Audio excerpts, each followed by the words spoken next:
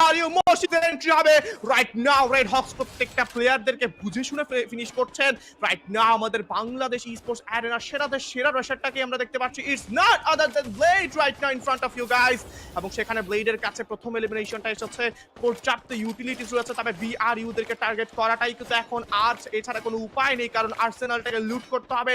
আর এই জুনিয়র প্রত্যেকটা ম্যাচে আমি লক্ষ্য করছি রেড হক্সা অনেকটা দেরি করে জোনের দিকে যাচ্ছেন। এছাড়াও অন্যান্য যেসব টিম রয়েছে অনেক আগেই কিন্তু জোনের মধ্যে ঢুকছেন, অনেক আগে জোনটাকে সিকিউর করছেন, যার কারণে রেড হক্সদের ওপর কিন্তু বেশ ভারী একটা জোন কিপিং প্রেসার বা গেট কিপিং প্রেসার কিন্তু আমরা দেখতে পারি।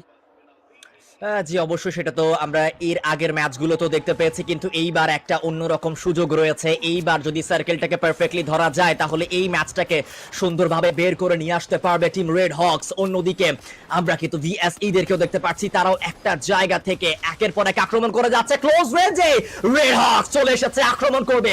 এখনো পর্যন্ত কোনো দল থেকেও একটা প্লেয়ারও কিন্তু এলিমিনেট হয়ে যায়নি, আক্রমণ করছে। ভেতরে ঢুকতে হবে প্লে জোনে, ম্যাপের অন্য প্রান্তে পেইনের আরো একটা এলিমিনেশন পয়েন্ট আমরা দেখতে পারলাম।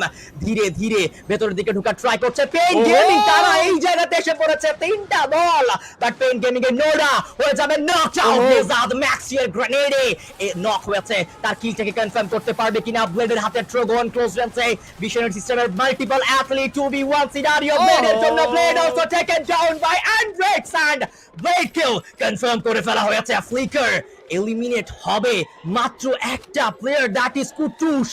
সে ছাড়া বাকি তিনজন প্লেয়ারই কিন্তু এই জায়গা থেকে নিয়েছে বিদায়। এন্ড কুটুসের উপরে এখন গুরু দায়িত্বটি এসে দাঁড়িয়েছে। অন্য প্রান্তে ফ্যালকন ভার্সেস টিম লস লড়াই করছে। ফাইট যেন শেষ হচ্ছে না। ফ্যালকন ফোর্স ভার্সেস অ্যালো as the team Brazilian right now another takedown. দেখতে পাচ্ছি কারোকে এই মুহূর্তে কিন্তু নক করে ফেলা হয়েছে। পিনার উপর একটা আউটস্ট্যান্ডিং প্রেসার আসবে। আরওয়ানকে দেখা হয়ে গিয়েছে, লং ডিসটেন্স থেকে এন্ট্রি হবে টিম অনার কিউ রাইট নাও, এবং সেই ফাইটে জয়েন করেছেন ফ্যালকন। তাদের শেষ প্লেটা থাকবে, তবে হ্যাসেগেট রাইট নাও ফর অ্যালোএস।